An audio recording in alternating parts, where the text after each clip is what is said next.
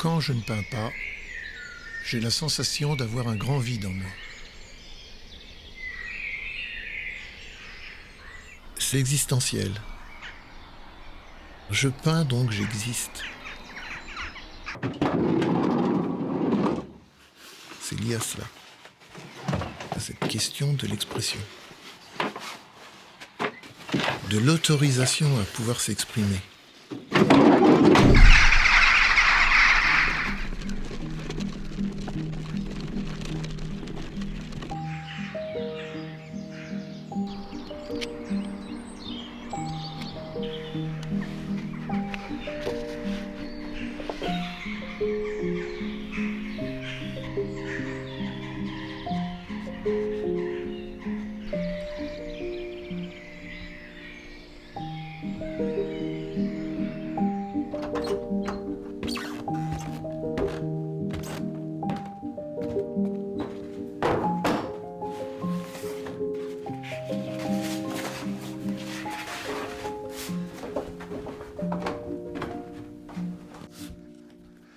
Le processus créatif, chez moi, il relève de la stratégie. Je n'arrive pas à lâcher prise.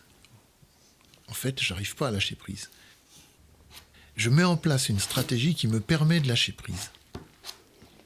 Je rentre à l'atelier, je dispose mes croquis, je m'en imprègne, j'en fais d'autres, encore plus en lâcher prise. Tu commences à fantasmer le réel, tu commences à le dilater, à apporter autre chose. C'est-à-dire, c'est comme des paliers. C'est un peu comme monter en état de méditation.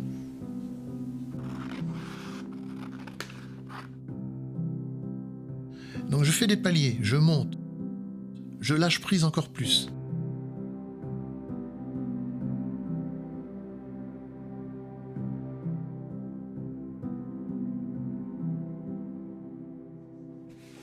Comme je l'ai dit à mon professeur qui m'a reçu pour l'entretien, pour savoir si véritablement j'allais être retenu et sélectionné à l'école d'architecture, il m'a demandé pourquoi vous voulez faire architecte. Et à ce moment-là, je lui ai dit la nostalgie. Les bâtiments, souvent, sont tristes et seuls, comme s'ils avaient une vie intrinsèque en tant que telle, eux-mêmes. C'est de la puissance, de la mémoire. C'est comme un vaisseau. Ça renvoie au passé, à ce qui s'est passé et qui n'est plus là. Et je crois que je suis touché par ça, par le fait qu'il y ait de l'absence. Parce qu'il y a de la tristesse dans tout ça.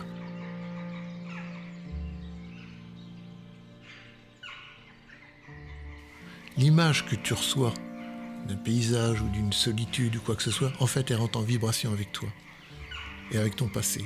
Et c'est ça qui monte. C'est ça qui monte. C'est pas l'image, on s'en fout de l'image. C'est ça qui monte.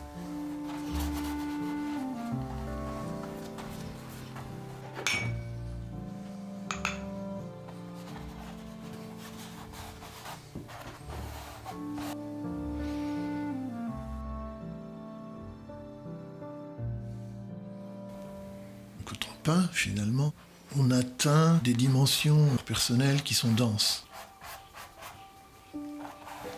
On remonte vers soi quand on peint.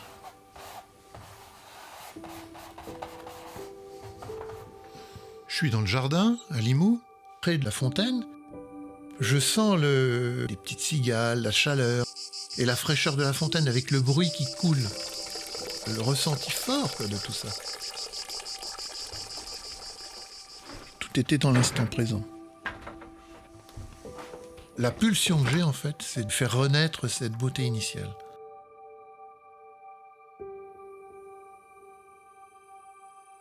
Toutes ces années d'archi, finalement, c'était comme un enfermement. Je vivais sans arrêt dans le mental.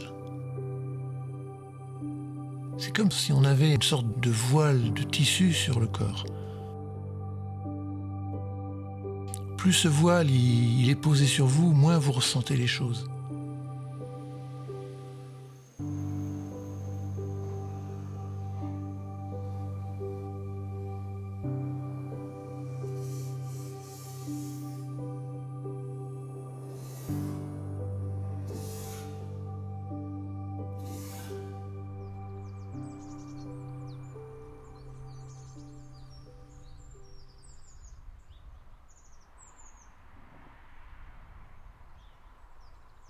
Finalement, l'ouverture, elle se met en place quand je retourne vers mes ressentis.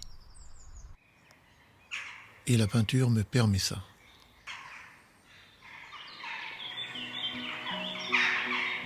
C'est une quête initiale. Parce qu'on va aller chercher l'essence même de ce que l'on ressent.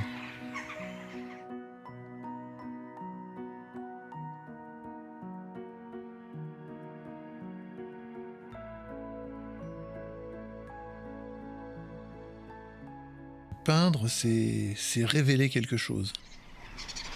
Reproduire le réel, c'est quelque chose qui me satisfait pas. Je suis pas au bout du chemin.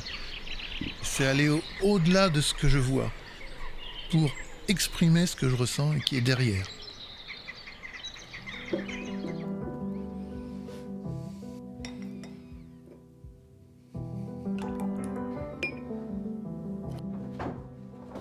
Quand je peins, quand je suis face à quelque chose, d'abord je ressens l'absence et naturellement les foules apparaissent.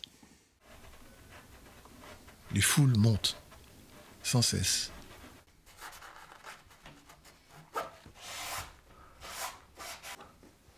Il y a quelque chose qui nous commande, qui nous pousse à aller vers là.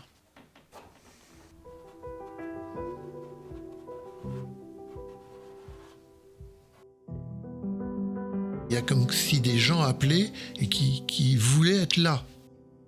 Comment le dire, ça ? Je ne sais pas comment le dire, mais à un moment donné, ça appelle.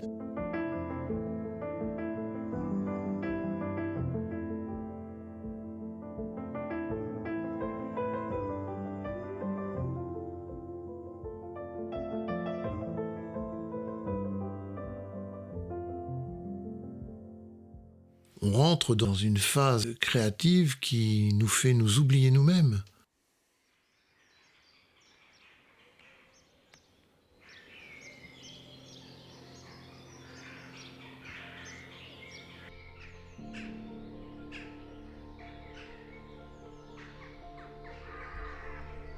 Il faut essayer de trouver un point de liaison, un point de jonction entre ce que l'on a observé et ce que l'on ressent vraiment.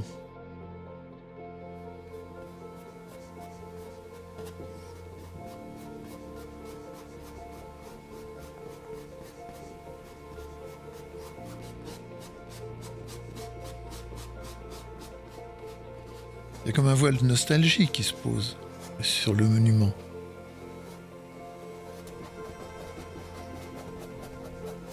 C'est comme si la mémoire venait imprégner la matière. C'est comme vouloir arrêter le temps.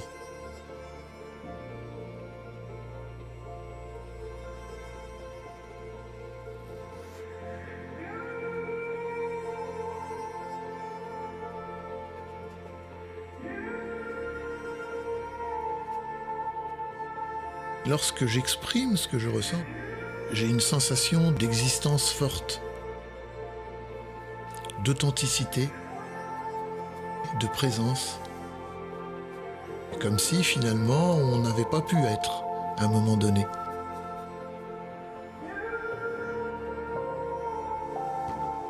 Et c'est ça qui résonne. C'est la possibilité qui t'est donnée de pouvoir t'exprimer. Et tout le monde peut le faire, ça.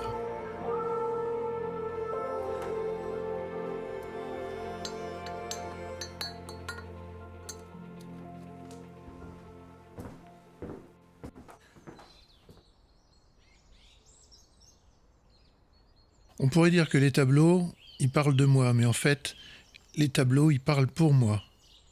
Et ils ont leur propre autonomie.